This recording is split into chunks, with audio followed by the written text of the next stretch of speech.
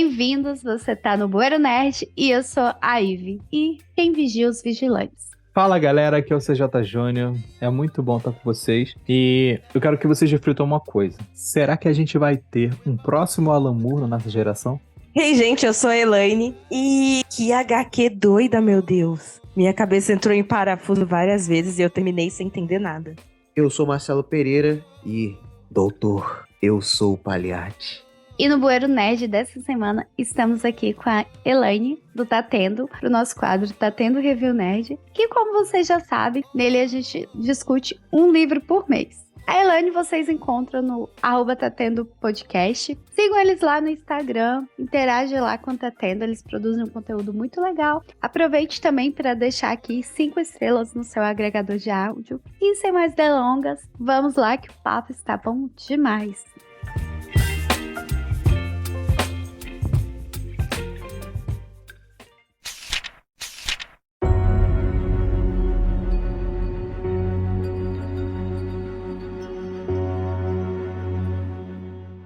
Bora começar já falando de Watchmen, né? Que HQ foi essa? Eu, há muito tempo atrás, tinha assistido o filme e já tinha ouvido falar da HQ, mas confesso que me surpreendeu. E faz todo sentido ela ter ganhado, né, um prêmio literário, porque a estrutura da história, a narrativa, a maneira que tudo é conectado, sabe? O dom que o Alan Moore tem de expressar pensamentos complexos, ideias complexas em um balãozinho de fala, eu fiquei assim, apaixonada. Nunca tinha lido nada do Alan Moore, mas lerei.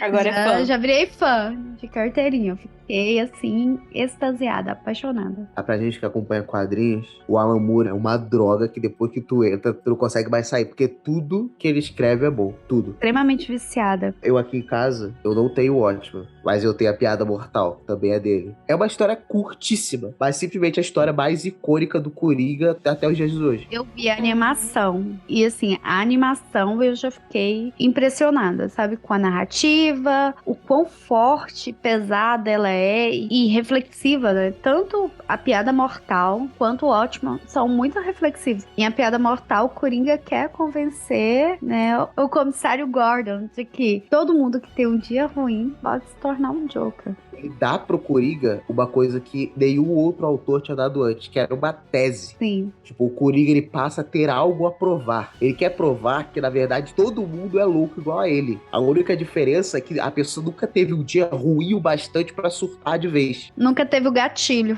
gente. Vocês viram, acho que um dos últimos linhas direta que teve, que falou de um serial killer brasileiro? Tipo assim, ele só saía com meninos gays, ia pra casa dos caras e matava os caras, né? E teve um sobrevivente que foi da época que ele foi pego. Aí o cara falou que conseguiu lutar com ele, que o cara era maior que ele, e perguntou, cara, por que você tá fazendo isso? E aí ele falou, porque eu sou o Joker, assiste o filme do Joker que você vai me entender. Bizarro. Caraca. Isso, tipo, é recente. Se fosse o Demer, até brasileiro. E, gente, qual o personagem vocês mais amaram? Falavam assim, meu Deus, esse eu amei, de paixão. Rorschach. Eu gosto da Spectral. Eu também gosto de Rorschach. Pra mim, o Rorschach sempre foi o favorito. Eu acho ele muito louco. Você acha?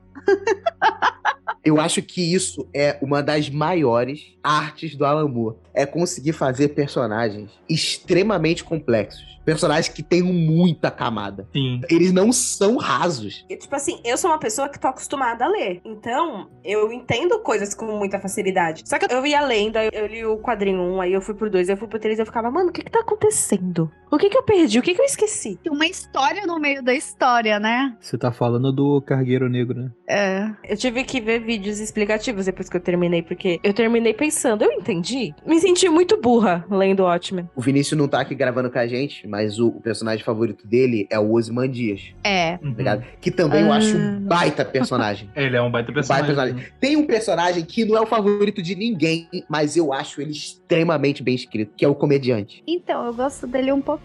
O comediante é aquela pessoa que você... Gosta de odiar, Ele é uma pessoa extremamente questionável, que você rejeita tudo que ele faz, mas ao mesmo tempo, se fosse uma HQ direcionada nele, eu leria super, porque é um cara que ele te prende, tá ligado? E ele morre no primeiro quadrinho. O quadrinho começa porque ele morreu e ele te prende. Exato. Ele é detestável, só que depois eu acho que tem um amadurecimento do personagem, porque assim, ele repensa um pouco o que ele fez. É muito complexo, porque assim, a mãe da Spectral, ela tem uma síndrome de Estocolmo, né? Porque... Nossa, aí, eu vou te falar, esse detalhe, a mãe da Spectral, eles deram um diálogo pra ela, que é quando a Spectral vai ficar com ela enquanto tá rolando o enterro do comediante, Exato. né? Cara, o Alan Moore não tinha a menor necessidade de ter feito essa cena, mas ele fez só porque ele é um baita de um roteirista incrível, porque deu camada pra mãe da Spectral, cara, que a gente só vai ver se brigando 2 vezes na história inteira. Pra quem não sabe, a mãe da Spectral sofreu uma violência, né? E ela é estuprada. Por parte do comediante. E é uma cena forte que ele dá um Sim. soco na barriga dela. É muito forte. É difícil de ler. E ela fala, tipo assim, ai, pobre Ed. Ela olha, tipo assim, pobre Ed? Tipo, depois do que ele fez com você. Ela, isso faz muito tempo. Faz Daí muito ela tempo, fala, Laura, tá você é filho. jovem, você não entende. Eu odeio quando falam isso pra mim. É sempre numa situação absurda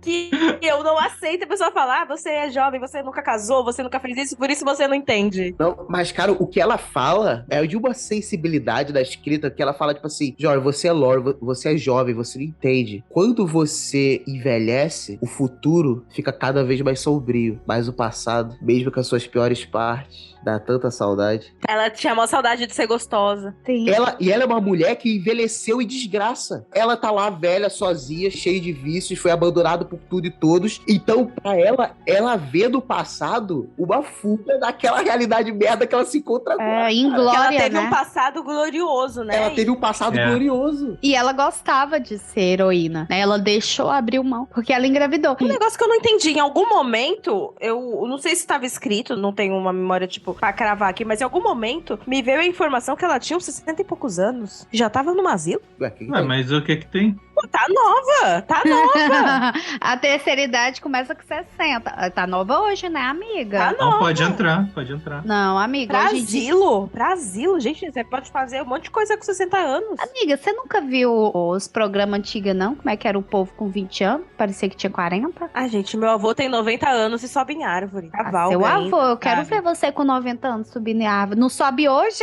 Não, eu vou ser uma coitada. Eu não quero nem tentar chegar no nível do meu avô, sabe? Ele tem quase 2 metros de altura e anda com a coluna reta. Existem as exceções. Mas assim, no caso dela, o que eu achei impressionante é que, tipo, deixa a entender que houve uma affair entre ela e o comediante, que inclusive a filha dela é fruto dessa relação. Que depois de toda aquela violência, de todo aquele trauma, ela desenvolveu uma paixão e se envolveu com ele. E caraca, tipo, cada núcleo tem histórias que vão se abrindo, sabe? E de uma complexidade e de uma sensibilidade tão grande. É tipo assim, se ela pudesse voltar no tempo pra viver os dias de glória dela de novo e o preço disso fosse essa relação abusiva que ela tinha com o comediante, ela topava.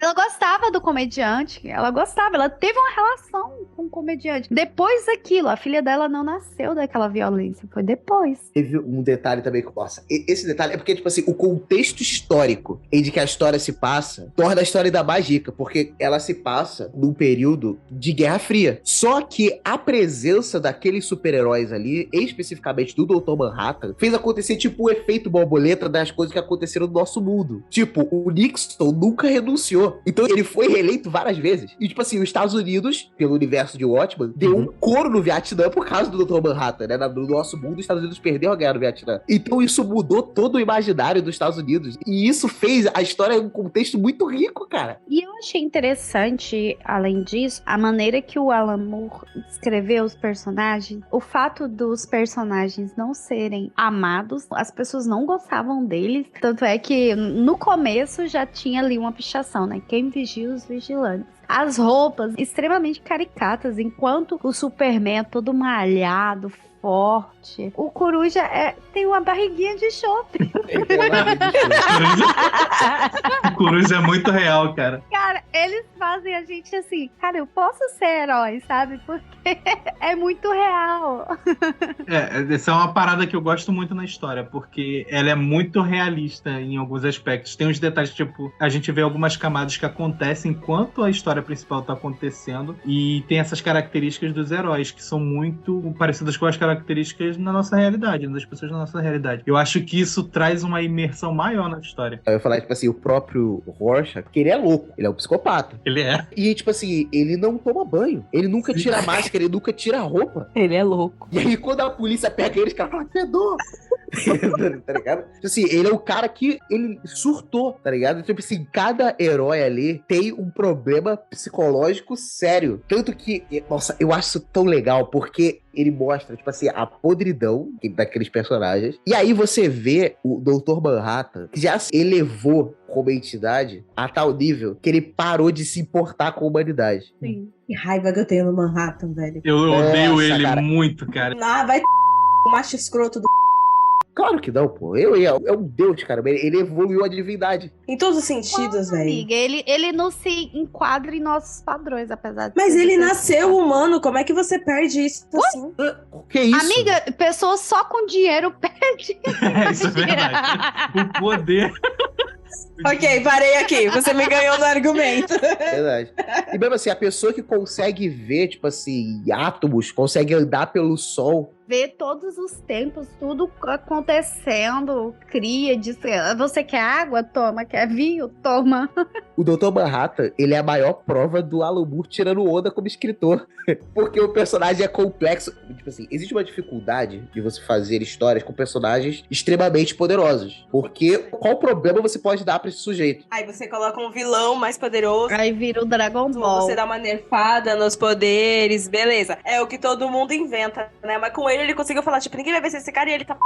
Pronto. Vocês se virem. E ele conseguiu ter questionamentos filosóficos com o personagem, cara. Quando ele tá contando a origem dele, tem dois momentos assim que pra mim são chave. O primeiro é quando ele tá lá na guerra do Vietnã, e aí o comediante dá um tiro na mulher grávida, que vai cobrar ele lá, lembra? Sim. Mano, Aquela cena é muito boa. eu fico muito impressionada quando uma HQ consegue revirar meu estômago. E as duas vezes que isso aconteceu foi por causa de vocês, que foi o Uzumaki e agora o Watchmen com essa cena da vietnamita. Eu fico com raiva quando eu começo detestando o personagem e depois eu começo a ter simpatia. Porque depois você vai vendo o que aconteceu com o comediante, tipo assim, que o que ele tava fazendo naquele momento da vida que ele morreu tava certo. Aí você fica, poxa, Não, coitado. tipo assim, ele mata a vietnamita e o Dr. Manhattan, ela estava grávida. E você matou ela. Ele, sim, você ficou olhando. Você não fez nada. Caralho. Pois é. Aí, tipo assim, aí ele termina falando, você tá cagando pra humanidade. Eu adoro quem tem a resposta na ponta da língua. Que Deus me ajude. Eu falo, nossa, meu Deus do céu. Ele foi um baita argumento, né? Tipo assim, realmente ele podia ter impedido. Podia, com um estralar de dedos. E a maneira que nessa parte, pro leitor, a gente já percebe, tipo, esse cara não tá nem aí pra humanidade. A parte humana dele já se foi. É bem aquela do Michael Jackson. Michael, eles não ligam pra gente. É uma...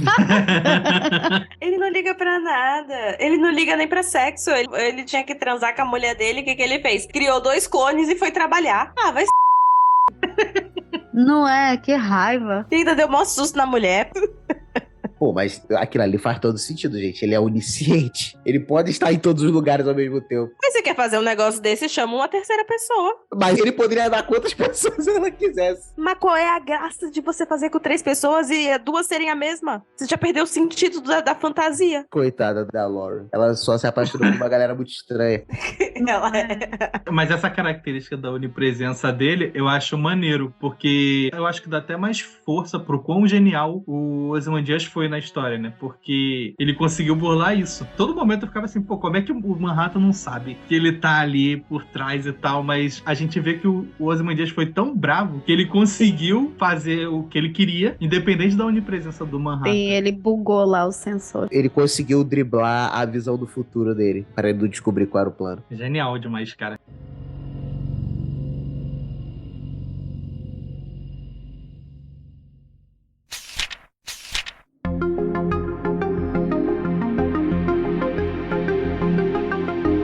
O motor da história é a morte do comediante e a investigação que isso gera. E tem alguns momentos, assim, que são muito icônicos, né? Tipo, quando o comediante, ele acha aquele vilão lá que tinha aquela orelha esquisita, que o comediante se confessou pra ele antes de morrer. Do nada, assim, que o cara acorda e tem o comediante chorando pra ele. Do nada. Aquela cena ali é uma de que mostra o quanto o comediante era um personagem complexo, né? E tu vê que ele morreu de desgraça, né? Que ele fala, tipo assim, tipo, você é um dos maiores inimigos, mas talvez seja a coisa mais próxima que eu tenho de um amigo. Claro, é mesmo. Sim. Que vida solitária. Ele foi detestável a vida dele inteira, né? Aí é difícil ter amigo na velhice. Não, então, pois é. Esse cara, ninguém gostava dele. Nem da equipe nova, nem da equipe antiga. Pelo visto, só a gente gostava dele. Porque a gente não conviveu com ele. Pois Exatamente, a Caraca. gente- Assim como a gente também não gostaria do Rorschach, né? Embora fosse meu favorito. É. Nem do Manhattan. A ninguém suportaria. O que eu me amarro no Rorschach é desde o início é o quão metódico ele é durante a trama, que ele vai explicando a cena e ele começa Sim. a devagar nos diários dele e tal, descrevendo as cenas. Eu fico assim, caraca, eu acho tão bem escrito isso, cara. Ele viajando nos pensamentos dele, transmitindo isso pra gente. Quando ele conta a origem dele, vocês acharam Uhum. pesada? Muito. Tipo assim, comparado a tudo que a gente já tinha visto até aquele momento. Nossa, muito. Sim, Sim, que é uma criança. é criança, né? E depois o que deu gatilho também envolve criança. Aí... E aí entra em xeque a questão dele ser um psicopata ou não, né? Porque o psicopata não precisa de gatilho. Ele só nasce. No caso, seria um sociopata, né? Talvez. Ou outra coisa.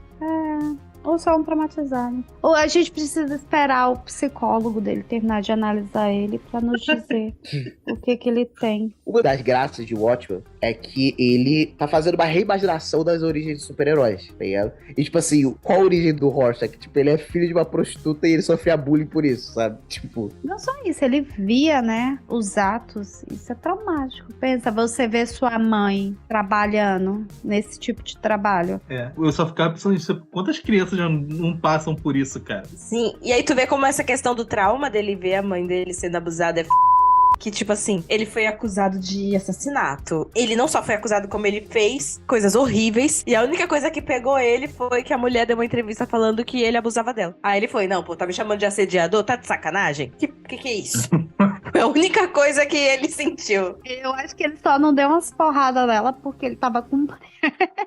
Eu também acho. então, só pra deixar claro aqui, o membro de favorito da equipe é o Rorschach. Pra mim é. De todo Não. mundo. Não, da Elaine não. A minha é Spectro. Caraca, diferenciado, hein? Eu gosto do Rorschach quando ele fala assim: vocês não entenderam. Não sou eu que estou preso aqui com vocês. Vocês que estão presos comigo. Caraca, Caraca. muito Nessa bom. hora eu falei, caraca! É muito boa essa parte mesmo. Eu já tinha assistido o filme do Watchmen.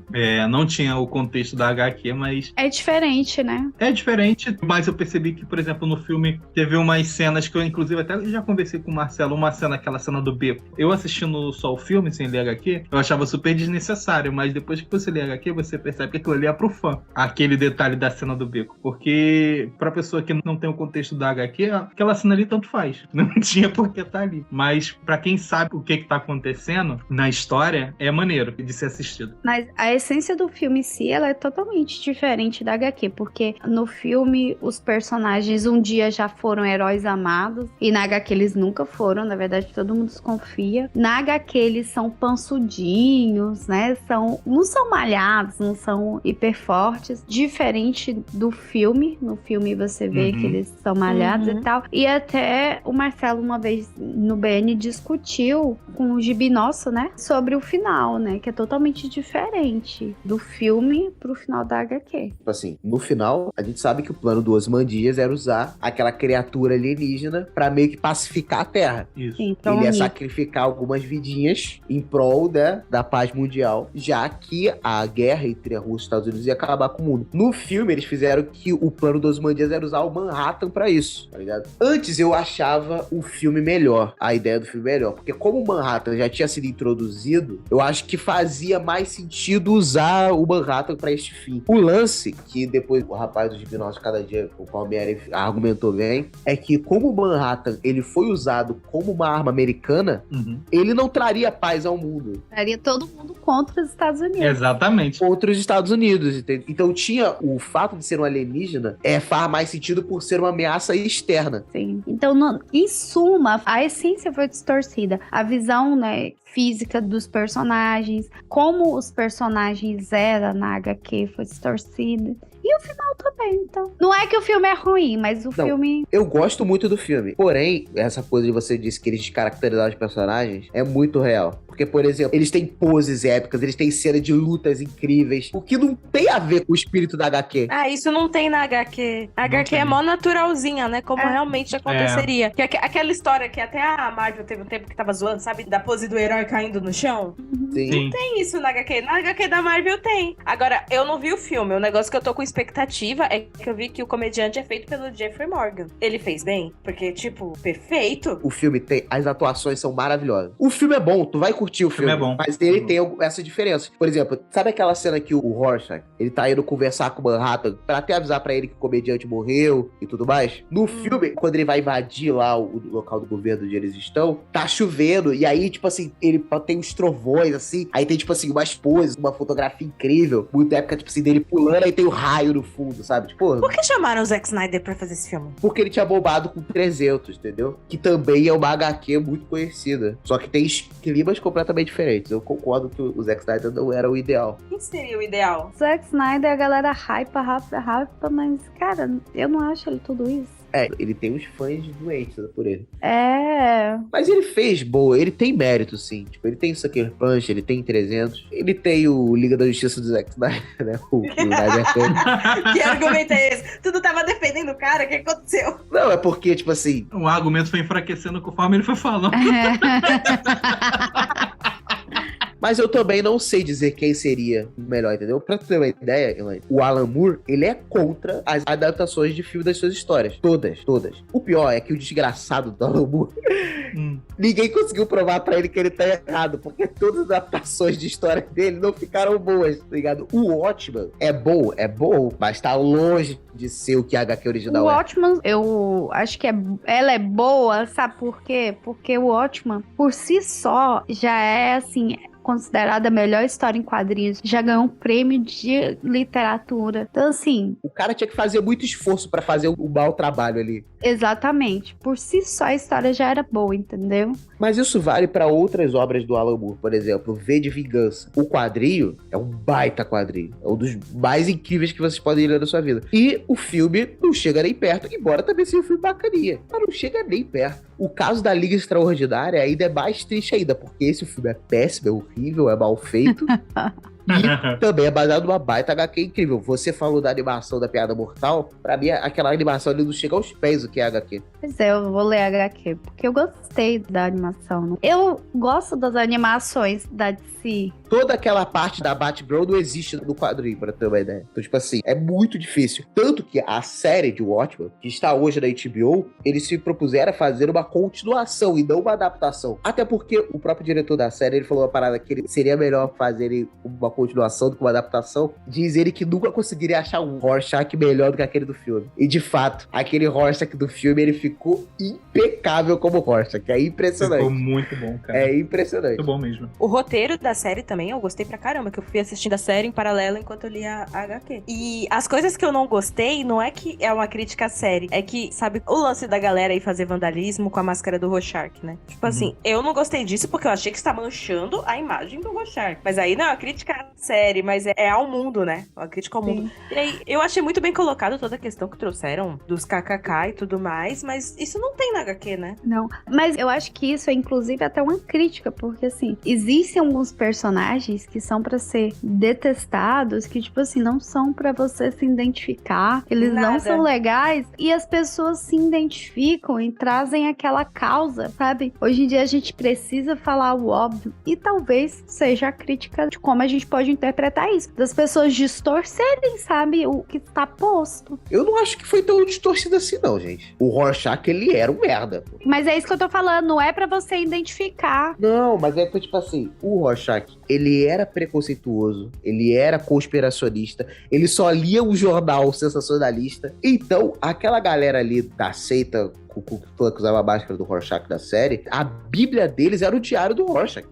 É óbvio que eles seriam aquele bando estranho, tá ligado? Óbvio que é uma distorção, é um exagero até do que o Rorschach de fato era. Mas o Rorschach não é uma flor que se cheire, tá ligado? Mas acontece muito, né? Sim, mas o que eu tô falando é isso, é porque às vezes as pessoas pegam o vilão e tipo assim, em vez de falar, não, esse é o vilão, né? A gente tem que estar do lado do bonzinho. Porque as coisas eram mais simples, mas hoje em dia é tudo tão mais complexo e algumas pessoas se identificam, sabe? Cara, a galera tatuando o Demer na perna e se apaixonando. O cara, ele não é legal. Aquilo ali não é pra mostrar que ele era legal, sabe? E é louco que a gente não pode culpar a série, porque a série em nenhum momento romantizou ele, Não. nem tentou passar pano, nem nada. E até onde eu vi, porque eu não tive estômago pra ver essa série até o final. E mesmo assim, a galera não tá tendo interpretação de texto. Isso sempre aconteceu. Tinha galera que ia mandar cartinhas de amor pro Charles Manson quando ele tava na cadeia. Sempre teve essa gente.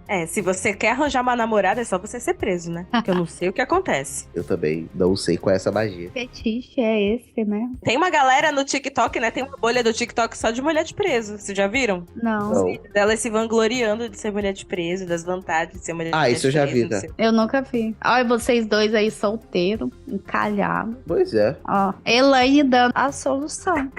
Dando o caminho das pedras aqui. Não, eu quero preservar minha castidade na cadeia.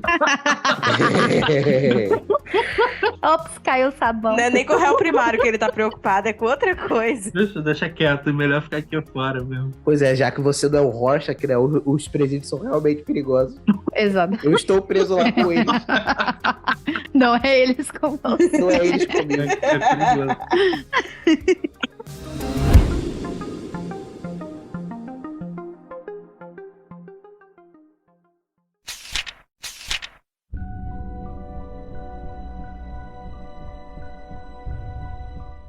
Voltando aqui a HQ, isso é um detalhe que, tipo assim, que é pouco comentado, mas perceba que em nenhum momento a gente é posto a ver o lado positivo da humanidade. Porque, tipo assim, a humanidade tá prestes a se destruir, os heróis são todos os merdas, e o Manhattan, que é o mais poderoso de todos, não liga pra eles. Porém, nossa, o Alan Moore é incrível na escrita. Toda aquela parte de arte, cara, é de uma beleza. O Vinícius até salientou isso uma vez que tava conversando a respeito disso, que outro detalhe que o Alan Moore botou só porque ele é um baita de um escritor, é quando ele leva a Espectral pra Marte, e ela começa a prender assim, ele, desculpa, às vezes eu esqueço dessas coisas. Tipo assim, é maneiro, né, cara? Os detalhes muito bem construídos.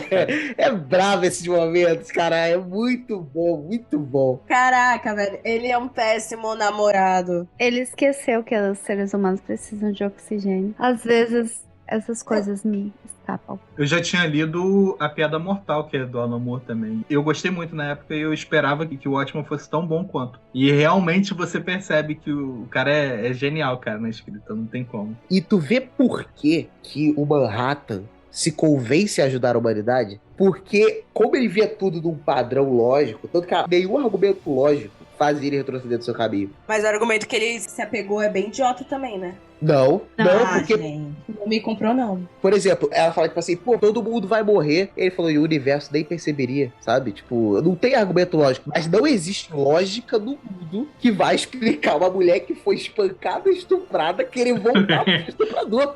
Pois é. E ter uma filha. Isso não é um milagre termodinâmico? Não, e detalhe, e isso resultou na mulher que ele de fato se apaixonou. Porque isso é uma parada. Olha que doido. Porque o Manhattan, ele tá distante da humanidade, mas ele não tá tão distante da Lauren. Por dois motivos. E aí já é um pouco de viagem minha. Por dois motivos. O primeiro é que ele usa ela pra não perder a humanidade totalmente. O segundo motivo é que ele está presente no passado, no futuro e no presente ao mesmo tempo. Ou seja, enquanto ele tá ali conversando com ela, ele também está ali presente quando ele acabou de se apaixonar por ela, quando ele tinha 15 anos. Quando ela tinha 15 anos. Entendeu? Então, cara, tipo assim, essa mulher que está aqui na minha frente, que me faz ter esse elo com a humanidade, é resultado de uma mulher violada que voltou a ter um relacionamento com o seu violador. Tipo, caraca, como é que o cara conseguiu escrever isso, cara? Não é pra qualquer um, velho. É realmente o mago. Tá ligado? É Tudo o que mago. ele toca vira ouro. É ouro. Uma preciosidade. É ouro mesmo. Tipo, caramba. E todo aquele embate final, quando eles descobrem que é o Ozymandias que matou o comediante e a série de assassinatos levavam até o White, toda aquela cena final no Ártico é animal. É animal demais. O debate filosófico ali, tipo assim, mano, o problema é esse. Eu tô aqui oferecendo a solução. Vocês podem me pedir e o problema continuar, ou vocês podem viver com a amargura da resolução aqui do problema. Tá ligado? E aí, e não é um debate fácil. Se a gente consegue dizer aqui que o Ozymandias estava errado, que ele é um vilão, Não. tá ligado? é difícil, sabe? Quando eu vi o filme, eu tinha um pé atrás, né? Mas depois que eu li HQ, eu entendi completamente. Eu não julgo ele, não, pela escolha dele, não. Eu achei que ele foi genial, cara. Agora na série ele é completamente Na série ele é meio maluco. É meio descaracterizado. Mas na HQ, né? E até no filme, mano, olha isso, cara. Ele sofre com o fato de ser o homem mais inteligente do mundo. Porque ele sabe que o que ele tá fazendo. Ele fala, né? Eu senti cada morte. Cada criança morrendo, cada criança chorando. Eu senti isso. Mas, tipo assim, e por ele ser o homem mais inteligente do mundo, ele chegou à conclusão que essa era a solução e não tinha outra. Então ele se deu a missão de resolver a questão, tá ligado? Embora isso seja doloroso pra ele. Tipo, nossa, cara. Muito bom, muito bom. E quando ele engana o Manhattan, né? Tipo. E aí o Manhattan fica gigante, assim. E tem aquele debaixo com ele e fala, tipo assim, pensou mesmo que me mataria. Ele dá aquele diálogo longo, né? Tipo, eu não lembro exatamente se era isso da HQ, mas Foi eu o lembro. primeiro truque que ele aprendeu, né? Foi o primeiro truque que ele aprendeu, que ele fala: eu caminhei pela superfície do sol. Eu testemunhei eventos tão rápidos e mínimos que mal pode-se dizer que ocorreram. Mas você, Adrian, o homem mais inteligente do mundo, não representa ameaça maior pra mim do que o cupim mais inteligente, Adrian. Tipo, nossa, cara. E aí quando ele pega, tipo, o controlezinho, ele fala, tipo assim, o que é isso? Mais uma engenhoca brilhante? Aí ele, digamos que sim. Aí ele liga o noticiário e tá lá. Os políticos do mundo declarando paz, declarando trégua. Assim, caraca, que final. É muito mano. sensacional, Dele. cara. Se ele não liga esse noticiário, ele tinha ido de arrasta pra cima. Ele tinha ido de Americanas, pois é. Se ele tivesse ligado no caminho das Índias, tava ferrado. Só acho que ele ligou do Jornal Nacional. Tava lascado. O único, assim, que não aceitou, né, que queria falar, né, quem tinha feito isso, foi o Rorschach. E, nossa, aquele diálogo final do Rorschach com o Manhattan, faz o que você tem que fazer. Caramba. É bom demais mesmo. Também é outro que não dá pra tirar a razão dele. Ele não tá errado, tipo, não é um debate fácil esse. Sim. E é muito legal, né, tipo, o Rorschach, ele esfrega na cara do Manhattan, tipo assim, se você tivesse se importado desde o início, nada disso teria acontecido. E ele fala, tipo assim, eu posso mudar quase tudo, mas não posso mudar a natureza humana. Caraca, que baita história, mano. E sem clichê, né? É muito sem clichê, cara. E você fica repensando a vida. O cara soube escrever muito bem, cara. A parte do Dr. Manhattan, do passado do Manhattan, a HQ até tenta nos transmitir qual é o ponto de vista dele, né, do passado e do presente ao mesmo tempo. Na série, você tem, se não me engano, é o penúltimo episódio, que é dedicado ao Manhattan. Tipo assim, é o melhor momento da série. Que a gente vê as coisas no passado, no presente, no futuro, tipo, ao mesmo tempo. E aí, eu fico pensando, tipo assim, cara, só o Alan Moore pra criar esse personagem. Mano. Tipo assim, o que acontece? Os personagens de Watchmen, eles foram baseados em propriedades intelectuais que a DC comprou da Timely Comics, tá ligado? Só que por o Alan Moore querer fazer uma história extremamente adulta, porque essa história é muito pesada, não é uma HQ pra criança. A DC não deixou ele usar os personagens da Timely Comics. Então ele teve que inventar personagens novos. Mas, por exemplo, quem já viu o desenho da Liga da Justiça, por exemplo, vai reconhecer esse personagem. O Rorschach, ele é como se fosse o Questão. O Júnior vai lembrar do Questão, lembra, Júnior? Claro, um outro excelente personagem, inclusive. O Rorschach é o Questão, o Coruja é como se fosse o Besouro Azul, a Espectral é a Canário Negro e o Dr. Manhattan é o Átomo, tá ligado? Então, tipo assim, ele pode até ter se baseado nesses personagens, mas ele deu uma autoralidade que mano, é sem igual, cara. Não é à toa que isso rendeu vários dos processos judiciais que depois levaram o Alan Moore a nunca mais escrever nada. Porque, caso você esteja ouvindo e não saiba, o Alan Moore é tretado tanto com a Marvel quanto com a DC. Ele não escreve mais pra elas. Não sei dessa fofoca, não. Ele odeia a indústria dos quadrinhos pelo que fizeram com ele. E uma das tretas que mais conhecidas que ele tem envolve o Watchmen. Porque ele queria ter o direito dos personagens, já que ele inventou, sabe? Uhum. Só que o acordo era que ele teria os direitos quando a DC parasse de publicar, entendeu? Aí o que a DC fez? Nunca parou de publicar. Fica reimprimindo o Watchmen até não aguentar mais, entendeu? E tipo assim, e naquela época, né? Tanto que o Alan Moore é um dos precursores disso, do movimento de desenhistas e roteiristas lutarem por melhores salários, melhores condições de trabalho, por mais reconhecimento nas obras. O Alan Moore é um dos pioneiros nessa luta, um dos mais conhecidos nessa luta. Quando a gente vê, por exemplo, o Jack Kirby, o que o Jack Kirby teve que passar, o Steve Ditko e vários outros desenhistas do passado, que, tipo assim, pra vocês terem uma ideia, tipo, vocês que não são muito da área dos quadrinhos, mas, por exemplo, o co-criador do Quarteto Fantástico, do Surfista Prateado, dos Eternos, que virou filme agora, tipo assim, foram pouquíssimos reconhecidos e tiveram o devido crédito na época que foram inventados, entendeu? Esse crédito foi ver muitos anos depois, quando muitos deles já tinham até morrido, sabe? Então, tipo assim, o Alan Moore foi um dos grandes pioneiros a isso não acontecer mais com os desenhistas, com os roteiristas, sabe? E ele teve coragem, tipo assim, que foi parar de trabalhar para essas grandes empresas e começar a fazer quadrinhos autorais, sabe? Isso foi coragem. Você falar, eu vou fazer quadrinhos e sair das duas maiores editoras, tipo, é porque o cara era brabo e ele conseguiu se virar depois. Muito bem até. Mas, tipo assim, é muito triste, assim, ver essas partes da história, sabe? Até porque se não tivesse acontecido essa treta, a gente poderia ter tido histórias maravilhosas do Alan Moore, da Marvel, da DC até hoje. Pra você ter uma ideia, ô Júlio, tu lembra daquele episódio de Liga da Justiça, Para o Homem que Já Tem Tudo, do Superman? Que tem uma planta? Que faz eles idealizarem o que eles mais queriam. Isso. Que eles ficam meio que sonhando, né? Essa história também é do Alan Moore. Essa história é muito... Caraca. Tá ligado? Nossa. Assim, o que ele toca vira ouro. Tudo que o Alan Moore escreveu é encadernado, que é super bem vendido hoje. Tá ligado? Tipo assim, cara, se esse cara não tivesse tratado com a indústria, a gente poderia ter tido... Cada história é fenomenal. Não que não tenhamos, tá? Porque, por exemplo, Uhum. ele, sem Marvel, sem DC, ele fez a Liga Extraordinária. Que ele simplesmente fez uma Liga da Justiça, entre aspas, com os personagens da literatura inglesa. Uhum. Tipo, o Homem Invisível, o Médico Monstro, que é incrível também, é uma baita história. Ele mostrando que ele não precisa dessas grandes empresas pra absolutamente nada, tá ligado? Mas, se não me engano, tá? Posso estar falando de guerra. Ele só voltou a escrever pra ela. Foi histórias super curtas e mínimas, quando teve uma campanha pra venda de quadrinhos, uma campanha beneficente pra ajudar as vítimas do 11 de setembro, tá? Foi a última vez que ele se propôs a escrever pra essas grandes editoras, depois nunca mais. Tanto que ele se recusa a autografar. O fã tem que ser muito fã pra entender isso, né? Eu assisti um vídeo no YouTube do Pipoca Nanquim. Eles foram pra Inglaterra. E aí eles são muito fãs e queriam encontrar o Alan Moore. Uhum. E aí eles pesquisaram e conseguiram achar a casa do Alan Moore. Porque tem lugar que descreve, né, como que é a casa, a fachada da casa e tal. E o bairro dele não é, tipo, desconhecido. Então, se você for andando pelo Google, você consegue achar a casa do mago. E aí eles acharam e foram, e bateram na porta. Aí ele tava com um quadrinho, só que aí ele pegou e convidou, né, pra entrar e tal. Ele foi super simpático, só que ele falou que, tipo, não ia autografar. Aí ele deu um quadrinho dele, autoral, e autografou um quadrinho dele, que tava lá na casa dele. Mas nenhum da DC ou da Marvel. E ele fez muito, né? Porque eu acho uma ousadia tu ir na casa do cara. Pô, isso é verdade. Não, pô, ir na casa do cara é... Gente... Eles falam no vídeo de Pipoca Nanquim, sou muito fã do Pipoca Nanquim, inclusive. Eles falam isso no vídeo, ele tinha todo o direito de ser babaca com a gente. Tinha. Tinha. Ele tinha todo o direito de ser babaca com a gente, se a gente fosse. Eu não iria exatamente porque eu ficaria com esse medo do cara ser babaca comigo.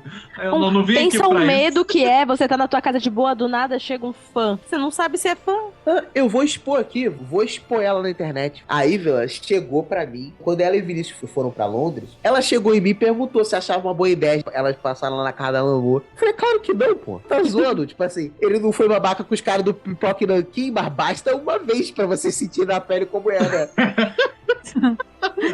O meu marido é super fã. Eu falei, acho que ele vai gostar se eu descobrir onde ele mora. Fiquei, minha filha, a tarde inteira. Achei, mas o meu marido não quis ir. Bom, né? Muito perspicaz. Cara sensato. Ele é sensato. Gente, casamento é isso. Às vezes eu sou sensata e às vezes é ele, é parceria.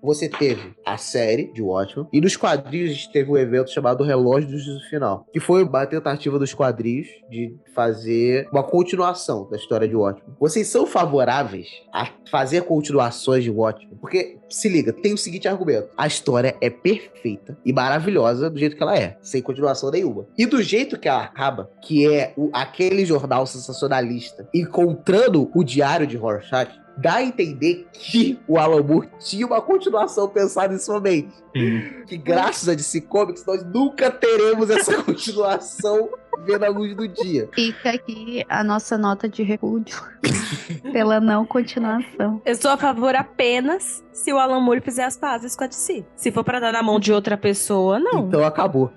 Concordo com a Elaine. Isso nunca vai acontecer. A não ser que nasça um novo Alan Moore que não vai. Não é. Nunca surgiu um novo Alan Moore. Porque nunca surgiu um novo Shakespeare. Nem um novo Michael Jackson. Fez ele tá dançando no TikTok e a gente não sabe, pô. O Júlio acabou de me lembrar que não tem o novo Alan Moore e também não vai vir. Né? A geração não vai chegar. Obrigado, Júlio. Obrigado por tirar minhas esperanças completamente. Nada, mano. Conte sempre comigo pra te trazer pra realidade. Mas, tipo assim, em defesa, eu gosto da série, eu gosto do filme, eu gosto do Relógio do Final. O Relógio do Final, inclusive, eu gosto muito. Mas eu concordo que, tipo assim, poxa, nada chega aos pés de Watchmen, cara. Uma das coisas que a gente falou aqui, ó, é de diálogo. A gente falou aqui de reflexões, tá ligado? Não teve batalhas épicas. E eram diálogos pequenos, mas assim, tão cirúrgicos. Sim. Eu acho que isso foi uma coisa até que eu percebi. Eu falei, tipo, não tem grandes lutas na história, mas ainda assim a história é muito bem construída. É muito bem construída pra um quadrinho, né? Porque quando a gente pega um quadrinho, a gente imagina, tipo, as cenas de luta e tal. Pô, pá. É uma história muito densa, muito complexa, mas é muito boa ao mesmo tempo. É porque quadrinho, ele não tem essa característica, em sua maioria, de ser uma história densa, Exato. de ser tão complexo. São mais histórias que você vai lendo ali e se deixando levar. O Watchmen não, ela te põe pra pensar o tempo inteiro. A estrutura da HQ é incrível, porque ela não é uma estrutura linear, né? E cada capítulo dela ali é uma estrutura diferente. Por exemplo, quando é na visão do Manhattan, as coisas acontecem de maneira... Você tá no presente, mas tá no passado, e tá tudo ao mesmo tempo. Quando é no do Rorschach, é uma pegada assim mais investigativa, um pensamento, sabe? Então é diferente. Cada capítulo tem uma estrutura diferente. Então, assim, de fato, é uma história para ser lida com muito carinho e com muita atenção, porque ela é uma história diferente, né? Ela é uma HQ maravilhosa, assim, ela é uma preciosidade. Eu fiquei apaixonada. Já vou pegar outro ali do Alan Moore pra ler, porque fiquei viciada, tô apaixonada. Mas um destaque aqui que a gente não falou muito, que é do desenhista, né? O David Gibbons, que tem uma arte impecável, uma baita arte. Sim. Que, inclusive, tem alguns detalhes. Por exemplo, você consegue perceber que o Rorschach, ele é homofóbico. Né? Você consegue perceber isso em alguns momentos. Mas você percebe que tem um momento que a mão dele e a mão do coruja se encostam, e aí a máscara dele fica com um formato de sorrisinho. Sim. E o que isso quer dizer? Que isso dá a interpretação de que o Rorschach pode ser uma pessoa reprimida, né? Olha que louco, pra tu ver que existem, às vezes, subtextos até subtextos. As gays são perigosas. A gente tem exemplo até no Brasil, cara. Tinha que ter se inspirado no Rorschach, não no Joker. O Joker é. Ou pior ainda, se inspirado no Homem-Aranha. Enfim, mas fica aí o crédito ao David Gibbons, que mitológico, né, nessa HQ. Eu quero dizer até pro Marcelo aqui que eu mudei minha opinião sobre o Watchmen nessa HQ. Foi uma parada que eu lembro que quando eu falei do Watchmen, que eu não gostei muito e tal, e você falou, quando tu lê a história, tu vai entender. Só que tem muito tempo. Tu vai gostar, tu vai mudar sua opinião. Realmente mudou minha opinião. Porque eu só tinha um contexto do filme. Eu falei, pô. Inclusive, se vocês tiverem acesso ao encadernado de Watchmen, leiam também as cartas do Alan Moore e do David Gibbons que tem no final. É muito legal. Que, inclusive, o Alan Moore até fala, né? Quando o fã parou ele na rua e falou que ama o Rorschach. Aí ele fala, pô, muito legal. Nunca mais fale comigo, nunca mais dirija a palavra da minha pessoa. Tipo, maravilhoso. Porque ele diz, né, que se esforçou muito pra criar o Rorschach pra ser o personagem que seria odiado por todos. Mas foi o mais amado. É o personagem mais amado de Watchmen.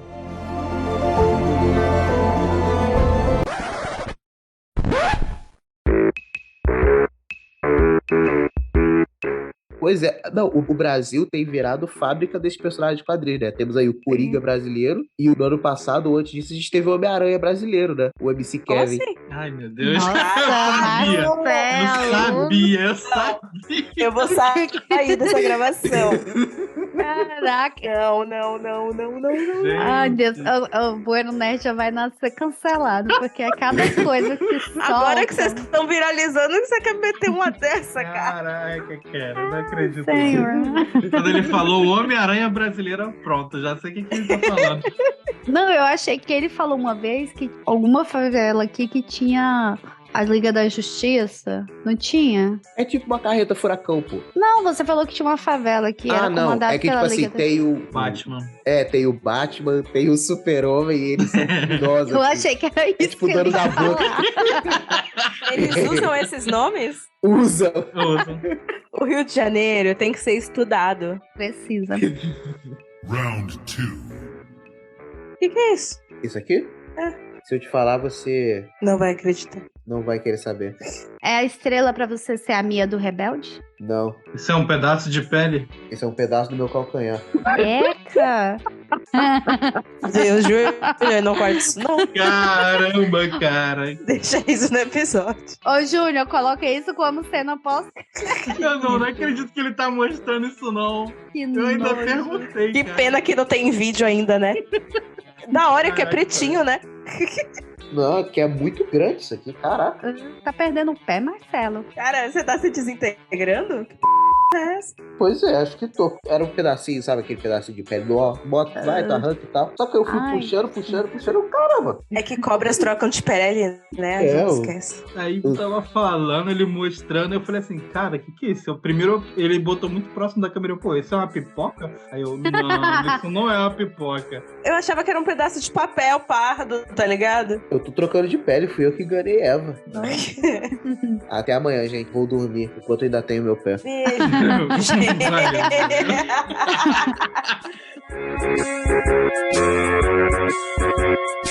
Valeu.